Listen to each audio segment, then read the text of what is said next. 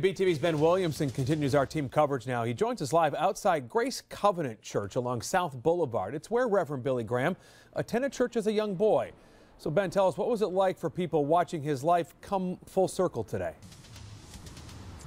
Jamie, well, back in 1924, a young, at that time, Billy Graham stood on these steps behind me, took a picture of him graduating from what they called the beginners department. Today, we watched Reverend Billy Graham pass by this church one final time after a life that has touched millions. Now, earlier today, people were coming out here very, very early, around noon, to make sure they could get a good view. Graham's childhood home, only about 5 miles from here.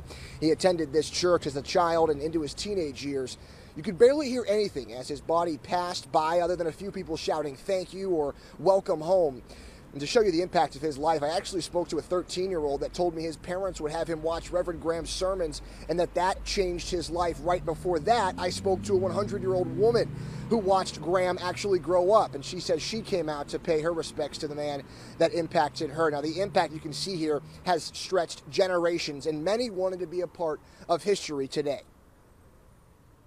I just think for the rest of my life, I'll always be able to say I was there. I saw him make his last ride through the town that he grew up in and loved, and I just feel very privileged to be here. It is a moment in history, definitely. This church has been designated a National Historic Property, which means despite all of the construction and development here in South Bend, this piece of history will remain.